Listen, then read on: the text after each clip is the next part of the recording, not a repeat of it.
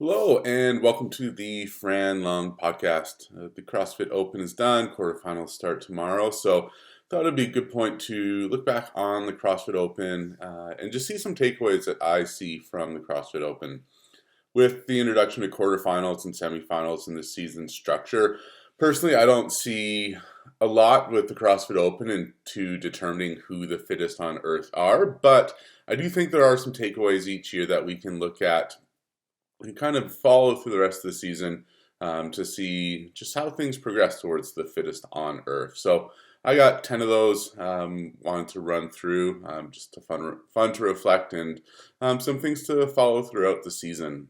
So number one, Paige Powers is legit. We saw Paige Powers win Wadapalooza and talk about just all the confidence and that she did earn and experience through there, showing that she did fit in with the elites and, obviously winning Wadapalooza, one of the biggest off-season competitions, is definitely reflective of that. Flashback to last year, Paige Powers, she qualified out of Atlas, which was, realistically was the weakest of the North American semifinals for the women, at least. She had 2 event wins on her way to a second place finish. Finished 25th at the games last year. Pretty much, or fairly unremarkable as far as a games performance goes. Like, she was there. She averaged about a 23rd place finish in the games, had one top 10, so nothing really spectacular stood out from a performance standpoint. But again, like, she was there as a 20-year-old, so impressive performance for her. So it'll be interesting to see her growth after the Open, where she finished second overall behind Mal O'Brien. So to see that leap, from making it to the games, finishing 25th, winning Wadapalooza, finishing second in the Open, I think that sets her up great for this year. And to me, she's probably, the most likely favorite for most improved at Madison. So we'll see if this success for Powers can continue out through the rest of the season. Second up on the list, Sam Cournoyer is back as an individual at least. So last time we saw him as an individual was 2021 CrossFit Games, where he finished 23rd. It was his third games, his best in-person finish, and he was 20th in the online format in 2020. And then last year took a one-year hiatus to train with Froning and Mayhem Freedom on their way to the first place victory on the team side. So interesting to see Cournoyer is back, finished 6th place in the Open. So again, he is an elite talent in the field. For me, I'm not really ready to kind of proclaim that he will be top 10 or top 10 option at Madison this year. When you look back to his last seasons as an individual, he finished 9th, 12th, and 7th in the Open from 2019 to 2021. So again, like, he excels in the Open. 3, top 12 finishes in 3 years in a row. So it definitely shows there. I guess he has been top 50 5 years in running, or potentially 6. I think he was 44th last year as a team athlete, so not as much pressure for the Open. But again, he is back in the individual field. He definitely will play a role in the North America East semifinal, which is going to be super tough. But Cournoyer is back from an individual standpoint. Third up, we got What Is Up with Guy. So another mayhem athlete here from talking about the Open. So Guy Maros finished 421st in the Open.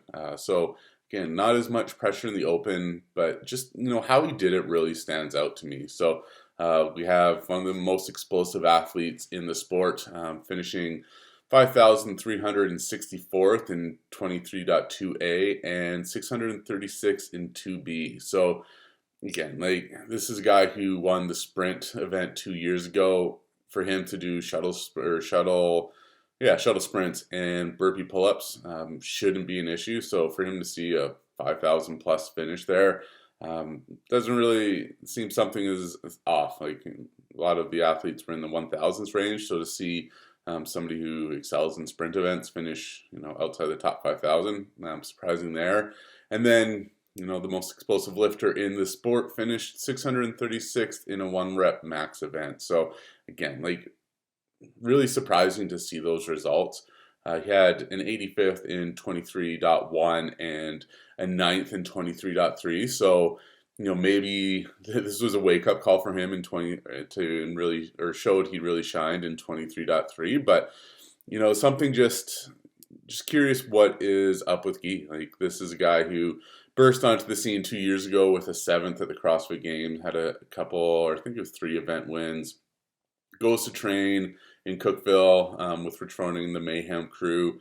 Really expected, that big jump, and for him to be a podium contender last year. Ended up seeing him fall 3 spots to 10th, and really needed 2 event wins in the final 4 events to really save that weekend, or else it could have been a low teens finish. So for that to happen, he was pretty open about not really training while his visa issues got worked out, which, again, like, he was lagging at Wodapalooza, kind of dropped the ball here in the second week of the Open. He needs to turn it around if he is going to be that top 10 talent. And, none of the other competitors took off the fall, while he did. So you need to see something for him to really prove to me at this point that he is an elite contender. So, hopefully he can turn around in semifinals and quarterfinals, not just his 421st finish in the Open, but he was also 33rd in South America. So if this was a direct qualifier up to semifinals, he would be on the outside looking in. So hopefully he can turn around, because he is exciting to watch, but I'm not expecting really big things for him, just based off of how the last 6 months have gone for Guy. Next up, North America East from a, semifinal region is stacked from a strength standpoint. So out of the top 100 from the Open, 39 men were in the top 100 from North America East, and 30 of the top 100 women were also North America East. Some of these are team athletes, but for the most part, that's a pretty strong showing given the other regions that are out there. It'll be interesting to see how the game spots do play out for this region, just because even with the worldwide rankings and how it goes, if this representation from the Open was to carry forward to game spots, 30%, which is what the women showed, would be 12 game spots. To be 39% of the game spots, which is what the men were for the Open rankings, that'd be, 16 game spots. I just don't see with the worldwide ranking how that is going to happen. So you're going to have some pretty talented athletes in North America East miss out on the games this year. So it will be exciting to watch, especially if they do get over 10 tickets. You're really going to have 2 different heats that matter on the final day of competition to see who does make their way to Madison. So it'll be fun to see how this plays out in quarterfinals. Next up, so back to back top 50 finishes. Finishing in the top 50 of the CrossFit Open is obviously difficult, given the number of athletes and the elite number of people in the field. But it's interesting to see 21 athletes have made their way into the top 50 3 years in a row. So with on the men's side or women's side, it's Amanda Barnhart, Andrea Nisler, Brooke Wells, Caroline Prevost, Chloe Gavin David, Elena Cartella Sanjua, Ellie Turner, Emma McQuaid, Emma Tall, Gabrielle Magala, Mal O'Brien, and Cindy Michelishin.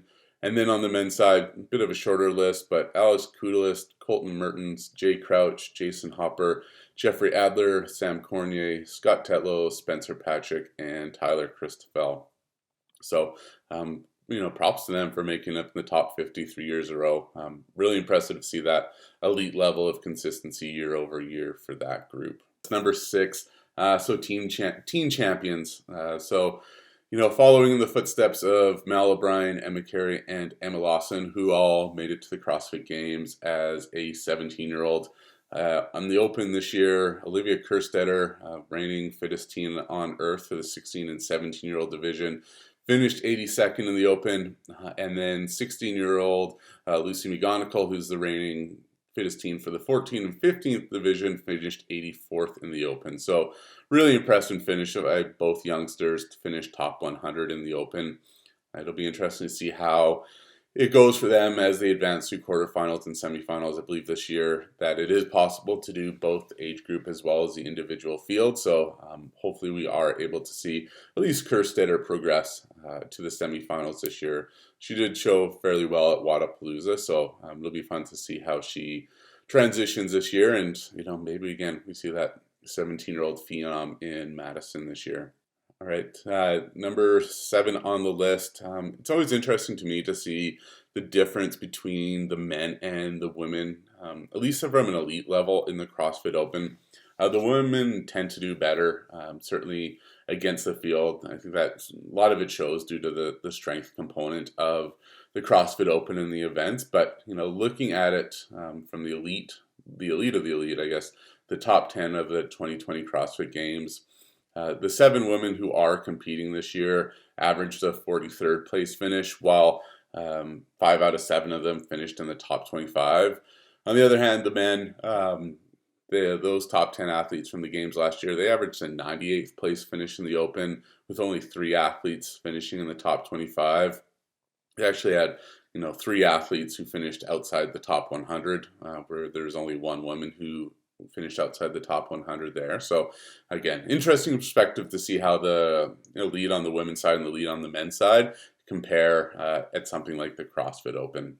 Then next up, the teams will be fun to watch so far this year. So super teams are back, or just more lax affiliate cup rules.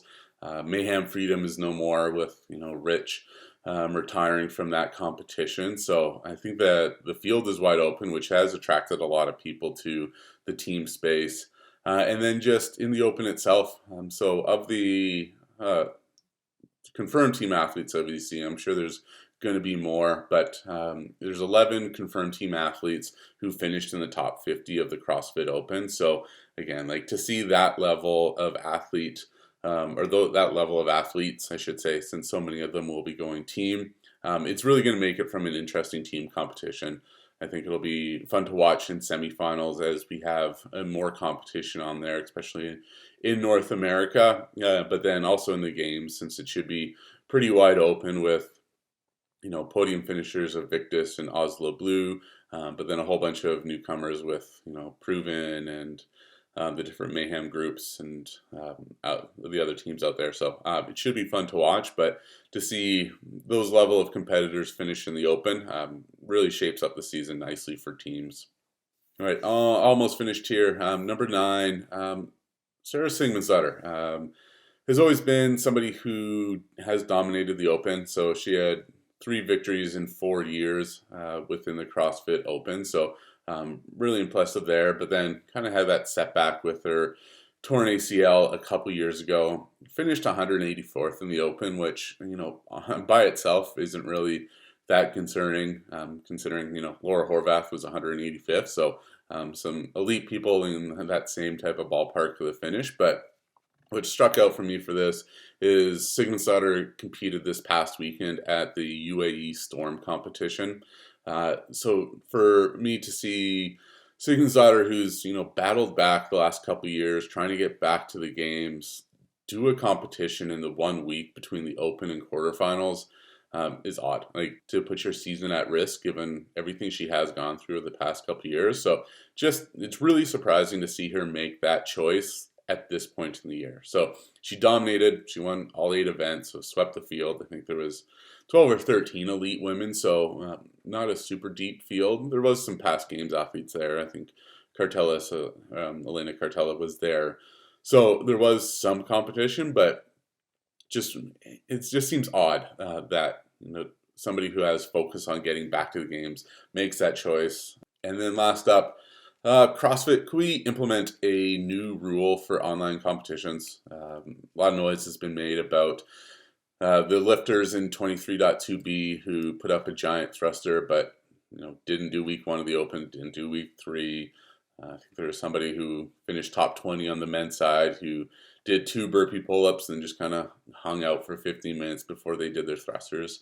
While it's cool to see these people put up big numbers, it really kind of ruins the spirit of the competition as well as just really throws off the leaderboard for people who do take it serious and are looking to advance to the next level of competition.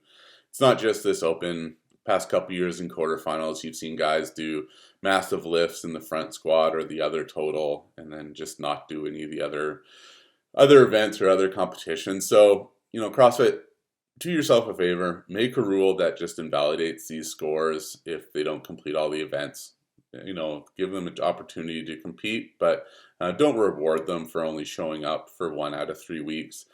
Make your lives easier, make everybody who's trying to advance to the next level happier, and really it'll just eliminate a lot of the noise in the CrossFit space. I think for a lot of people, their favorite thing to do besides CrossFit is complain about CrossFit. So at least gives them an opportunity, takes away this opportunity for them to complain about it, and just brings the athletes who are taking it serious, puts them in the limelight. So with that, those are 10 of the takeaways I did have from the CrossFit Open this year. Make sure you give us a follow on Instagram at Franlung Analytics. If you have any stats that you want to dive into, check out franlung.com. Have a whole bunch of stats or athlete pages at this point. I think we have close to 6,000 different athletes and their elite profiles in one spot, so you can see games, open, quarterfinals, semifinals, off-season events like Wadapalooza, Rogue, Dubai, and Down Under. Whole bunch of competitions there. So really all the stats you're looking for athletes in one spot. So whenever you have curious about how somebody did, check out friendlung.com. It's your best source for that. And with that, follow along with us in quarterfinals. We'll be posting stats and updates throughout the week on our mediums there. So with that, thanks for listening and have a great day.